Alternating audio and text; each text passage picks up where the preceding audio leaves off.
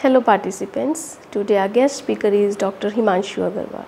He is currently serving as a professor in the Department of Computer Sciences and Engineering at Punjabi University, Patiala. He has more than 27 years of teaching experience and has also served academic institutions such as Thapar Institute of Engineering and Technology, Patiala, Punjab, Guru Nanak Dev Engineering College, Ludhiana, and Technical Teachers Training Institute, Chandigarh. He is an active researcher who has supervised more than 40 MTech dissertations and contributed 100 articles in various research journals. He is guiding 8 PhD scholars and 12 scholars have completed their PhD under his supervision. He is a member of the editorial and review boards of several journals of repute.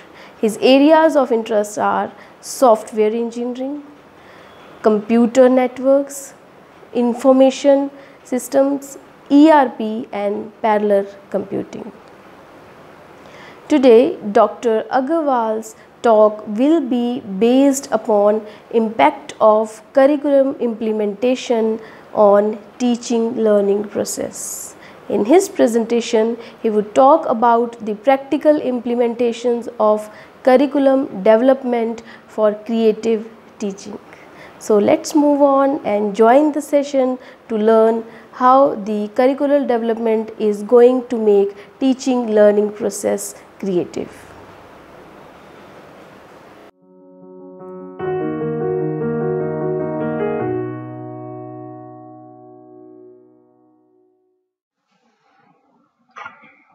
Good afternoon, all the participants. Today, I want to talk on impact of curriculum implementation on teaching learning.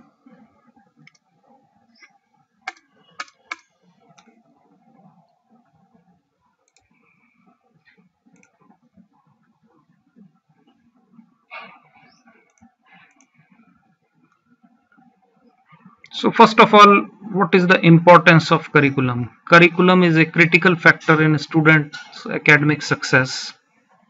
Comprehensive, content-rich curriculum is a common feature of academically highly performing countries. The cumulative effect of high-quality curriculum can be significant and matters the most to the achievement of upper grades, where typical year-to-year learning gains are far lower than previous grades. Actually, the main problem with the curriculum is that most of the curriculum is teacher-centric instead of student-centric. Most of the curriculum is designed according to teachers' own preferences, their teaching skills, and their choice, and it is not according to the learning capacities and needs of the students. Now, what is the need for curriculum? A curriculum is considered the heart of any learning institution, which means that school or universities cannot exist without a curriculum. Curriculum has become dynamic process because changes are occurring in our society. There are changes everywhere. Business is changing, industry is changing, requirements are changing, environment is changing, ecosystem is changing. So accordingly, there should be a change in the curriculum. And it should be a continuously going on a dynamic process, and changes should be reflected in the curriculum as per the changes in the overall environment. Therefore, in broadcast sense, curriculum refers to total learning experiences of individuals, not only in school but the society as well. That means curriculum has a holistic perspective. Curriculum development is defined as planned, purposeful, progressive, and systematic process in order to create positive improvements in the educational system. In ancient times, there was a saber-tooth curriculum. That means whatever the gurus wanted, that was treated as the curriculum. There was no formal curriculum at that time. Importance of curriculum development. Curriculum development has a broad scope because it is not only about the school, the learners and the teachers. It has an impact on the overall development of the society in general. In today's knowledge economy, curriculum development plays a vital role in improving economy of a country. It provides answers or solutions to the world's pressing conditions and problems such as environment, politics, socioeconomics, and other issues of poverty, climate change, and sustainable development.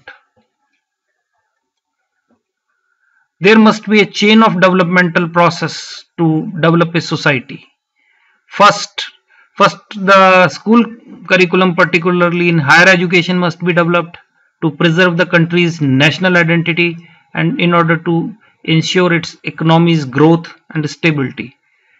What it means is that curriculum should be such that it should be according to the culture, economy, customs, and traditions of that are prevailing in the society in that country. Thus, president of the country must have a clear vision about its people and the country as a whole that gives a direction where the development should take place and what shape the curriculum should take accordingly. For instance, suppose the president of Philippines wants that tourism in the country should be promoted and it should become a tourism hub of Asia Pacific region, then the school curriculum must be developed in such a way that it reflects tourism in its education system in all of its disciplines, whether it is education, it should be in tourism, it should be in cultural tourism, it should be in medical tourism, tourism, it should be business tourism, techno tourism, agri tourism, architecture tourism, and others. That means all the disciplines should have some inputs of tourism in its curriculum. If universities have curricular programs that are innovative and are in demand in local and global markets, then many students even from foreign countries will enroll. Higher the number of enrollees would mean more income to the university, and as a result, if the income is big, then it can be used for the teachers' promotion, scholarship, and the remuneration. So that means if we have lot of funding, then we can use it for funding research, development endeavors, and putting more facilities in the school or the department or in libraries, laboratories, everywhere. The country's economy can improve the people's way through the curriculum development. That means the curriculum has a huge impact on the society, on the university, on the school, and in large on the country itself. And in order to develop it, curriculum experts or specialists should work hard hand in hand with the lawmakers and the local government officials. That means it is not the educators only who should be the stakeholders in curriculum development, but also the various social elements such as lawmakers and the government agencies. They should be a part of the curriculum in order to make it effective and useful. Such as governors and government officials such as governors, mayors, and others, the business communities, industries, and the stakeholders to set implementing rules and policies of their educational reforms. They must participate in the educational reforms. Only then something useful, something fruitful will come out. Actually, there is a lot of confusion amongst the people about the difference between curriculum and syllabus. Actually, curriculum is not only the study scheme or whatever is present in books, but it gives you a broad perspective that what are the various things or what are the various skills that must be imbibed in the pupil, so that, or the students, so that it becomes useful for them.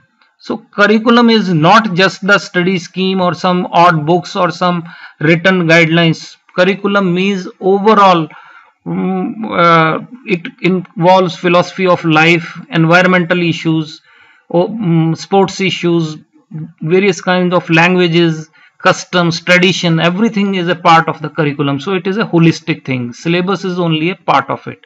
So I'll draw certain differences between the curriculum and the syllabus in order to clarify this. Curriculum is based on philosophy, goals and values of education. But syllabus is not so. It basically focuses on certain books and certain contents or a list of topics that need to be covered, and whereas curriculum refers to all educational activities of school in the widest possible sense. Curriculum is the sum total of school subjects, learning experiences and activities, whereas syllabus focuses itself on the school subjects only. There are prescribed co-curricular and extracurricular activities which are part of the curriculum. But in syllabus, no curricular or extracurricular activity becomes a part of the syllabus. Curriculum includes not only indoor activities but outdoor activities as well. But syllabus is mainly focused on what is being taught in the classroom. Curriculum has countless role to play, and it is considered as a plan, an experience, a subject matter or content, and a field map.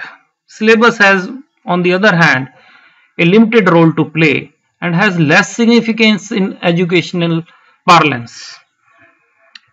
It is inclusive. Curriculum has an inclusive concept. That means curriculum includes syllabus also, whereas syllabus is only a part of the curriculum. So now I will focus on teaching and learning. Teaching can be seen as creating opportunities for learning to take place, as well as the process of helping learners to learn. Learning, what is learning? Learning is the process of experience that changes the individual. It entails changes in a person as regards to individual's insights, behavior, perception or motivation, and which change led to add knowledge or ability to do something that learners could not do before. That means learner makes you more informative, more useful a person, better trained, better experienced and better acquainted with the new knowledge. So now why curriculum development? Now I want here to establish a relationship between the curriculum development and teaching learning. So basically a human being can acquire knowledge while other species cannot. So they have a distinguished capability of acquiring knowledge. It is an important aspect of human beings. The mental aspects are trained and developed. Thus mental facilities are trained by teaching various school subjects. The vocational and technical educations prepare the student for different jobs. During British period, for example, clerks were prepared through educational system. So basically there is always a thrust of the system that what skills need to be imbibed in the students so that they can be developed in certain kind of skills. So curriculum determines that in what direction these skills should go, where the people should be trained and what kind of skills should be developed in them. So another thing is why curriculum development. The interests and attitude are developed according to students' potentialities. Cur- Curriculum is designed as a child-centered approach. That means it should be designed according to the interests and attitude of the students and their potential. The good citizens are prepared by developing democratic way of life. It also develops abilities and capacity of the teachers. Why curriculum development? The ability of self-realization is also developed by education to make good man. Basically, education makes you a good man. It develops a feeling of appreciation and sound judgment. If you are an educated person, then you can make better judgment. Education is always for the future life, so that he can earn his living, because the person gets acquainted with certain skills, and on the basis of those skills the person earns his or her bread. So it also prepare the scientific investigation and technical development. So basically it develops certain skills both of scientific and technical nature, so that things do improve. It brings performance in child. It helps all around development in the child. It is a powerful instrument for social change and social control also, because curriculum determines the fate, future, skill, proficiency and professional growth of the teacher, of the student rather. So it is a powerful instrument of social change and social control, because it changes the thinking process, the learning process, the skill, the overall personality, growth, attitude, everything. So that way it can serve as an instrument for social change as well as the social control. So now I want to summarize needs for the curriculum development. Firstly, it is necessary for the realization of educational objectives. Second, with curriculum, we can ensure proper use of time and energy by giving knowledge to the people according to their aptitude, attitude and requirements. There is a better utilization of time and energy, and thereby they can better use their time and energy resources. Thirdly, it provides an opportunity for the acquisition of knowledge. Basically, the person can learn new things, acquire knowledge, and can become better acquainted, better equipped. So, curriculum basically helps in acquisition of knowledge. Besides, it also gives structure of content, that it systemizes the things. It gives the content in a systematic, appropriate manner, one by one, so that it can be structured appropriately, so that learning becomes interesting, easy, useful and meaningful. Further, it plays a very important role in the development of the personality, because curriculum not includes only the subjects or the bookish knowledge. It affects the overall personality of the person, because extracurricular, co-curricular and other activities are also part of the curriculum development. So it has a huge impact on the personality development. Besides, curriculum also helps in preparation of textbook, because curriculum determines what are the contents, what is the sequencing of contents, how to systemize that contents. So that way it is useful for preparation of textbook, and further it directs for the conduct of the examination, organizing teaching and learning situation further. And besides, it also helps in decision about instructional method, what method of teaching should be adopted in order to better make the students better understand. For example, in nowadays COVID-19 situation, now teachers have adopted online teaching learning methods. So teaching and learning is changing according to the situation. Similarly, if somebody is teaching you machine drawing and those subjects, it is always better that they should be given certain PPTs, certain videos, certain real life 3D models, images, so that way it guides that what learning situation and teaching learning method be used. And further, it also guides about the development of knowledge, skill and attitude, that what kind of knowledge, skill and attitude be developed, that is also guided by the curriculum. There are certain curriculum development questions, because these are the needs, but there are certain pertinent questions related to curriculum that are equally important. Is curriculum designed keeping in view the needs and interests of learners? As I told you earlier, that most of the curriculum is teacher centric, although it should be student centric, but unfortunately it is not.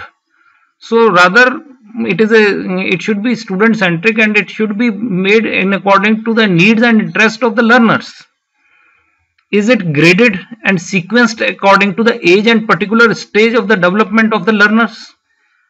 Besides, the curriculum should be systemized and sequenced appropriately, so that it should be according to the age and the learning stage of the participants or the learners. Is it flexible enough to make allowances for individual differences among learners? There can be fast learners, slow learners, medium paced learners. So curriculum should have enough flexibility that to accommodate all kinds of students, so in order that all of them learn, all of them get interested in the curriculum, and certain skills can be improved, imbibed in those people. So it must be flexible enough to accommodate people with different skills or different you can say aptitudes. Does it foster a sense of innovation and independent thinking in individuals beside acceptance to the group norms? It should foster certain innovation and independent thinking amongst the learners, not only as a classroom thinking or a group thinking. They should be developed as a good human being, because they have to prevail individually in their lives. So it is important that individual norms and individual capacities should be built by the curriculum. Does it develop a realistic confidence besides tolerance of others' views? That means it should give not only confidence to the person, but also gives the tolerance to the people, so that others' ideas may also be included, and enough tolerance is needed to subscribe to somebody's idea. Then there are certain principles of curriculum construction. First principle is principle of student-centric education. That means that curriculum should be student-centric, and it should be developed according to the students' needs, aptitude, attitude, knowledge, skill, and their learning needs. Principle of relation with life. That means curriculum should be realistic. It should relate to the real life situations, so that the person can find its usefulness, interest, and deployment of the skills to the real life can be ensured. Principle of utilizing, creating, and constructive powers. That means the curriculum should be such that it should give certain creativity and constructive power among the people, so that they can utilize their even leisure time in making something useful for them and for the society. Besides, principle of interaction of play and work activities. That means many activities can be planned in such a way that the work becomes enjoyable. So overall, the interaction of play and work activities should be so organized that the overall experience of the learner becomes enjoyable. Principle of knowledge of culture and civilization. That means curriculum should be in accordance to the culture and the civilization of that organization, so that it becomes realistic and useful for the country settings and the local settings. Beside there is a principle of totality of experience. That means curriculum includes not only literacy, not only the academic part, but the human experiences as well. Besides, there is a principle of wholesome behavior pattern. That means curriculum is a holistic thing. It includes a lot of skills, experiences and activities from the real life. It is not only the study scheme. Then there is a principle of utility. That means it must have a practical utility, usefulness and application in the real life. Then principle of future orientation. That means the curriculum should be such that it gives you certain things, certain skills that may be useful for in the future. So that means curriculum must be futuristic in nature. Principle of variety and flexibility. Different children have different skills and different interests, aptitude, urges, tendencies and abilities.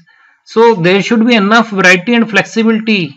That means the curriculum must have enough amount of electives, choices and options, so that it can accommodate flexibility and variety of students with different skill set. In view of variations and differences, there should be enough flexibility and elasticity in the curriculum to suit these varieties.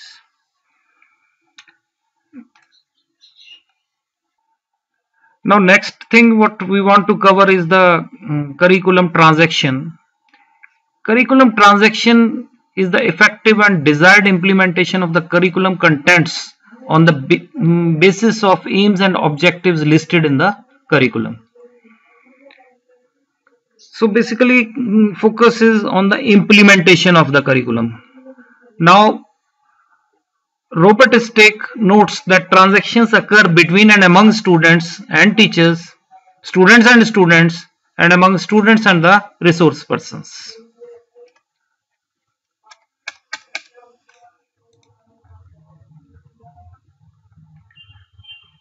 Then next is principle of education for leisure.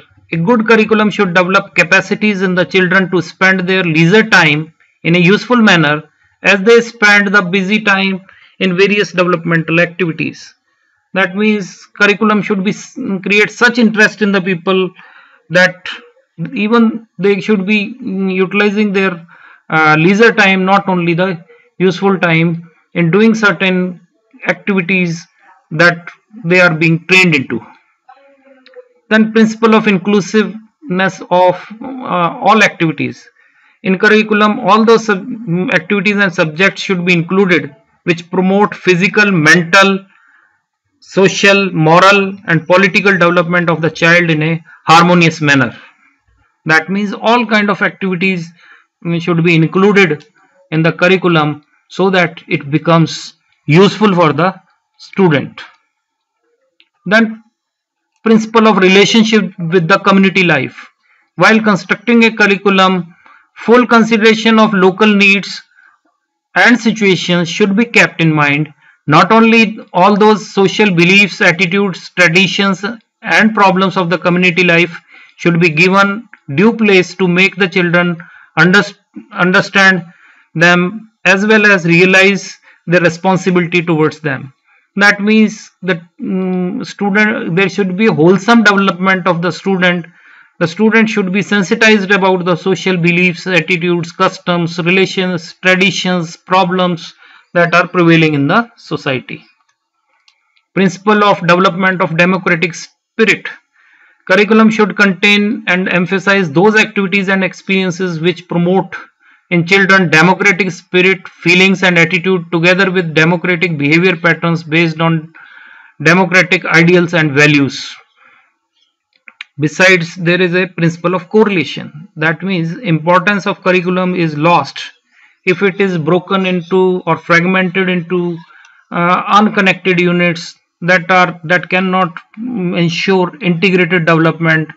Then actually the content should be appropriately sequenced and uh, properly bifurcated in a orderly sequential manner in order to make the learning systematic and comprehensive and useful. So there are certain requirements of curriculum transaction. First is planning and execution of framed objectives. That means curriculum should have certain very clear cut objectives in mind, and they should be well planned so that the curriculum can be developed in an appropriate manner. Clarity of thought to be presented. The curriculum should have a clear thought. Sound knowledge of to transact to the target. What you want to say, that should be very clear. There should be sound knowledge about what needs to be transacted, and there should be enough review of work before making any curriculum.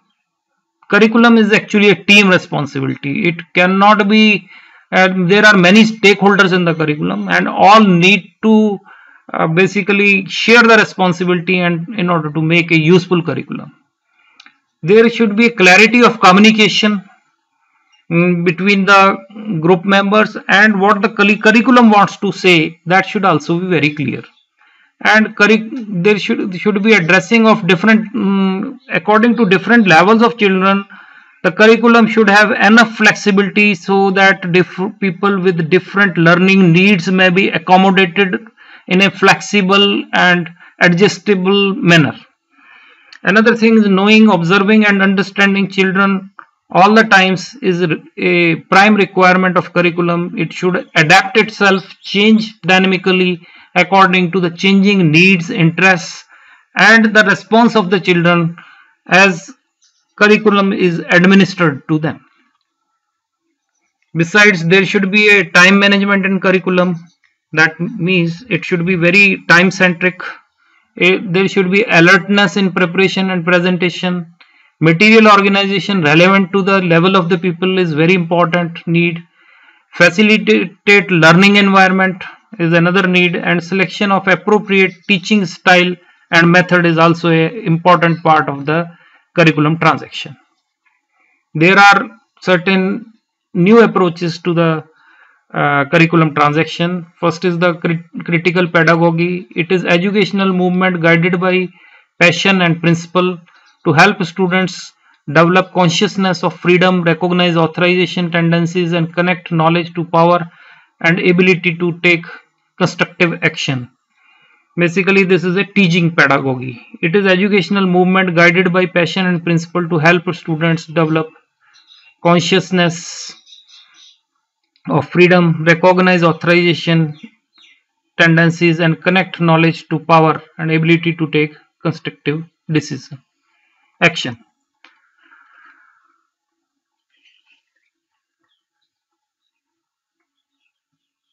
It requires received wisdom, not and mere opinions to understand deep meaning, root causes, social context, ideology and personal consequences of any action. That means any action, what an action will bring, that must be known to us, that what it will bring in terms of causes, social context, ideology, and we must know consequences of any action, event, object, process, organization, experience, text, subject matter, policy, mass media and or discourse. So all of them have a bearing on the curriculum.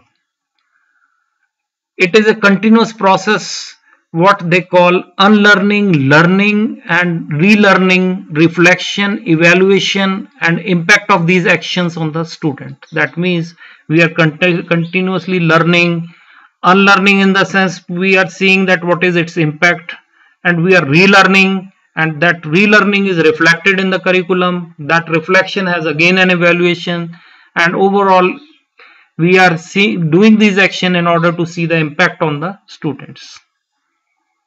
Then nowadays another approach is a problem based learning. So it is again a student centric pedagogy in which students learn about the subject through experience of problem solving. That means through problem solving, we try to train and acquaint our students. Students learn through thinking strategies and domain knowledge. For example, in computer science, many people now they do lot of things of problem solving through programming. So they learn certain programming skills, thinking strategies, problem solving strategies. So the goals of problem based learning are to keep the students develop flexible knowledge, effective problem solving skills, self directed learning, effective collaboration skills, because better learning takes place in teams, intrinsic motivation, and problem solve based learning is a style of active learning. Then there is another learning method that is known as the reflective learning, the ability to look back over the experience and break it down into significant aspects such as any factors affecting success or failures. A means of learning by making links between theory and practice. A means of improving performance by using outcome of reflection to inform future practice. This is reflective learning. A way of recognizing and maximizing personal value of a learning experience, a way of turning surface learning into the deep learning. So there are many curriculum approaches. There is a behavioral approach. Behavioral approach to curriculum is usually based on the blueprint. In a blueprint, goals and objectives are specified, contents and activities are arranged to match with the learning objectives. The change in behavior indicates the measure of accomplishments. There is a managerial approach to the curriculum development. In this approach, principal is the curriculum leader.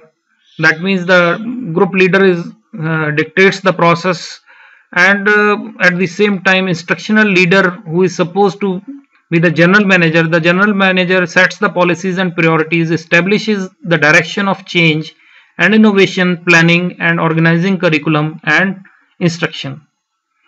So what are the roles of curriculum manager?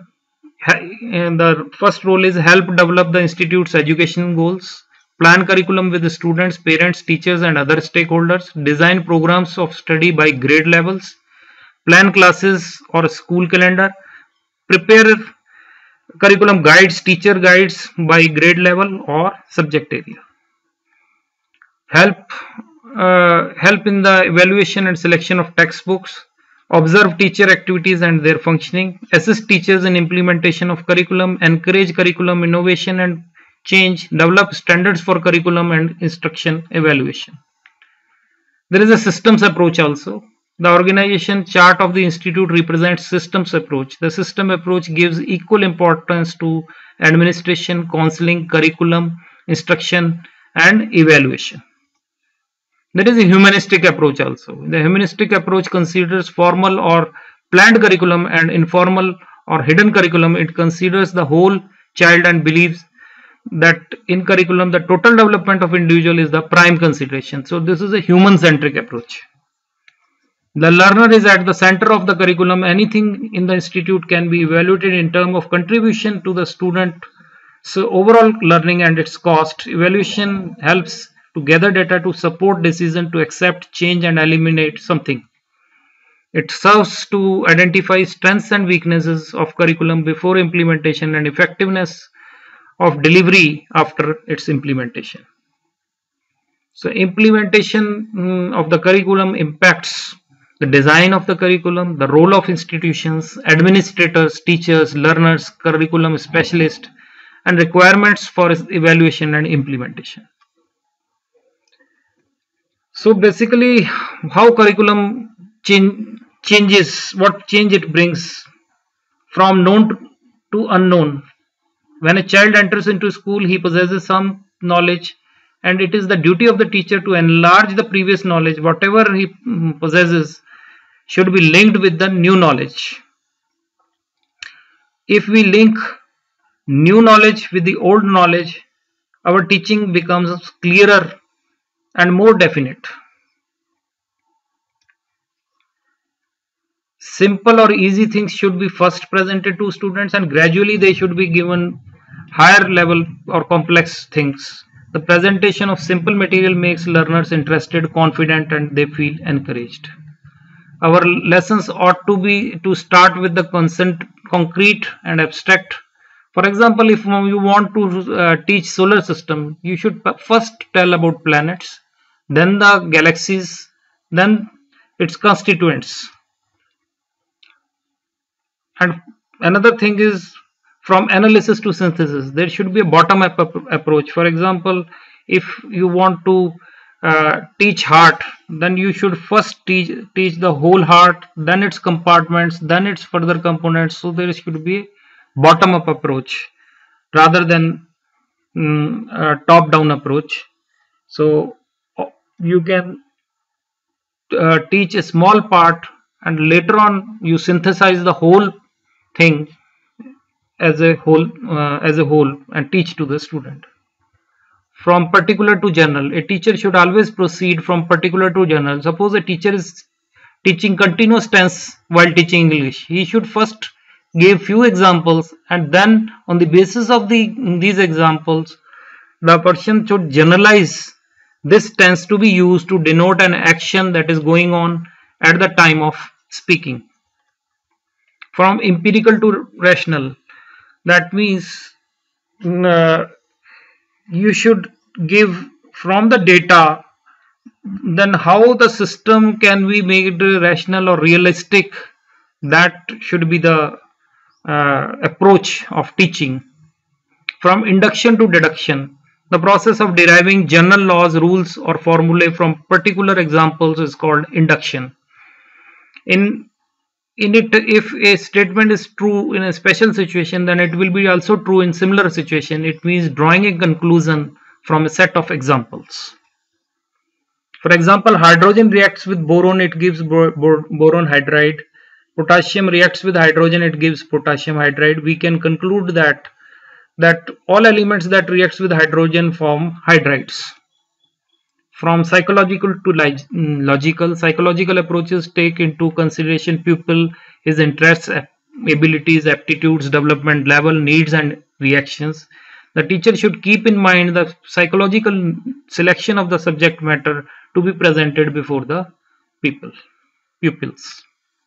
Logical approach considers the arrangement of chosen content into logical order and steps. It is a child-centered approach. From actual to representative, the teacher, while selecting a current content of presentation, should make all efforts possible to present it in a actual, natural, and real objects than to their improvised representation. For example, pictures or models. First you should show the person earth, then through a model the person should show that this is a model of earth. From whole to parts, whole is more understandable, motivating, and effective than parts. For example, a teacher is teaching pollination in plants. He should first take the flower, then analyze it into different parts. Detailed information like its sepals, petals, endocoecium and gynoecium, etc. So thank you very much for this patient listening.